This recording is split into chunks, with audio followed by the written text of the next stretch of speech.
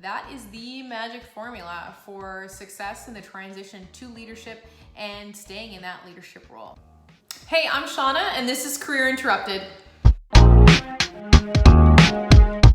If we haven't met, my name's Shauna Cole. I'm a chartered professional in human resources, an MBA, university instructor, and I'm obsessed with helping you get the spark back in your professional career. In today's video, we're going to take a look at the top HR skills that leaders absolutely need to progress into more senior roles in an organization or even to the executive level. So this is getting beyond the technical expertise that you have as either an accountant or an engineer or whatever your field of study is, to look at those human components that you absolutely have to be successful in leadership.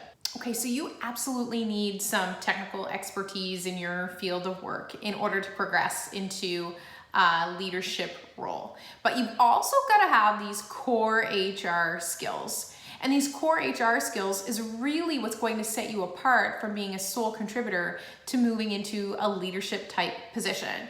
So whether you're looking to make the leap from sole contributor to leader, whether you're in a leadership role now and looking to make a move, you got to stick around, check out these important HR skills, and I'm going to show you how to articulate these HR skills on things like your resume, your LinkedIn profile, or in an interview process. Tom had worked a successful 15-year career in supply chain management, and he was looking to make the leap into a leadership position, and it just wasn't happening for him. He had done all the right things. He'd acquired the right experiences. He had led project teams. He had worked through change management initiatives. He had done all the things that should have advanced him to a leadership role.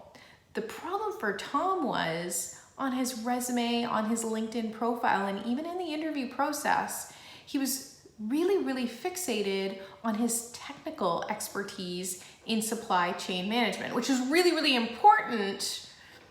But when you're looking to make the leap to leadership, you've got to balance that with your HR capabilities too. So if you can relate to Tom and you're really struggling to move out of that sole contributor role into a leadership position, go back and check what's going on your resume, what's going on in your LinkedIn profile, what's going on in that interview process. Are you in fact highlighting your HR capabilities in addition to your technical proficiencies in your field? Leave a comment if you can relate to what's going on with Tom and you're feeling like, I don't quite know how to make the leap from sole contributor to leader. If you're feeling like you're not quite sure what your ideal career is, make sure you take my free quiz, Find Your Career Purpose, and the link to that is in the description. Key HR skills leaders must have to progress in their careers. So think about a time where there was a big change and you had a significant role to play in that change. You want to make sure that you're clearly articulating your accomplishments in that role on things like resume, LinkedIn, and in the interview process. Companies want you to have experience with change management because change ain't no joke. It's hard and it's complicated and it is inevitable, especially if you're in a leadership role, especially if you're looking to innovate and change direction of the company. Highlight change management experience on your resume. Okay, so if you're really struggling to think of change management initiatives that you've worked on, reframe your thinking a little bit and think of projects that you've worked on. Most often, projects exist to initiate some sort of change. Examples of this would be like implementing a new IT system for recruitment, a new accounting system, reorganizing a department.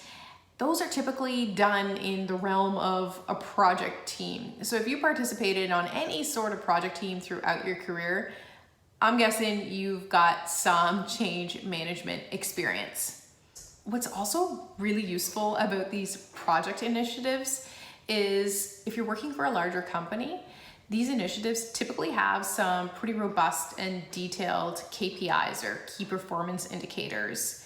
Those KPIs look so good on a resume. So if you can get your hands on these key performance indicators that you were responsible for and then put them on your resume and LinkedIn profile, you are golden. So things like budget, timeline, how was success measured for that project?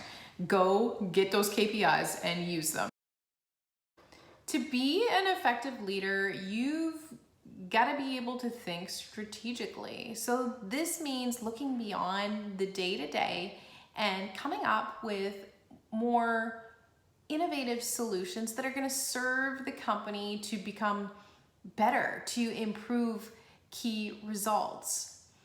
Now, have you worked in this space before where not only were you on a project team, but maybe you dreamt up the project and you put the plans in place to make that happen? An exercise like that would really solidly prove your ability to think strategically. Now, top that off with some key performance indicators and you are good to go at articulating strategic thinking as one of your skills as a leader. So think of something like a new employee onboarding plan for a company that onboarding is like a real problem because they have turnover or whatever, and there's some costs associated with that.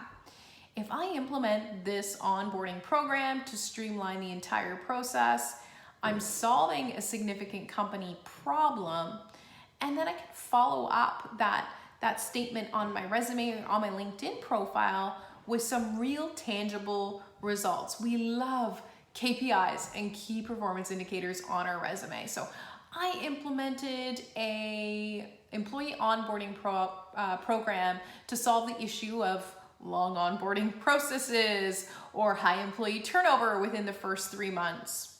The results of the onboarding program, well, they were an increased retention rate of 12%.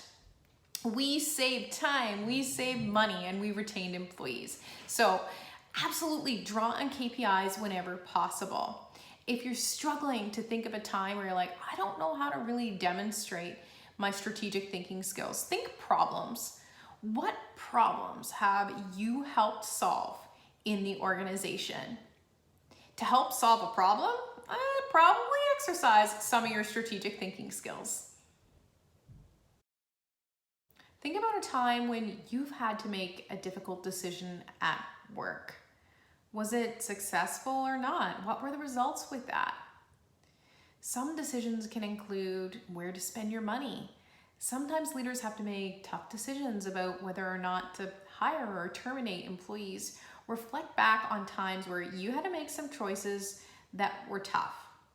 Follow that up with, you guessed it, some key performance indicators, and you're well on your way to really demonstrating your solid decision-making skills. This or this? I think I'm gonna go with this. I don't like either of them. Not an appropriate example. An appropriate example. Should we invest $15,000 in this new supplier management system? How do you approach that decision? What sorts of data and information and input from others do you need to reach the decision? Demonstrate your results and include any key performance indicators if possible. Okay, so if you're finding this video helpful, be sure to hit the like button and subscribe to my channel. Your technical proficiency in your field of expertise is so important. It's so important. But don't downplay the key significance of those HR skills as well. In order to get that job in leadership, stay in that job in leadership, progress in leadership, it's going to become really, really important that you become comfortable balancing your HR capabilities with your technical capabilities as well. Don't be like Tom. Are you like Tom? Are you like Tom and obsessed with just your technical capabilities and not highlighting your key HR skills? Leave me a comment if you are. Trying to make that leadership leap, make sure that you're balancing your technical expertise with your key HR skills as well. That is the magic formula for success in the transition to leadership and staying in that leadership role. If you're totally struggling to figure out what your career purpose is, make sure you check out my free quiz, Find Your Career Purpose, and the link to that is in the description. Thank you so much for watching, and I will see you next time.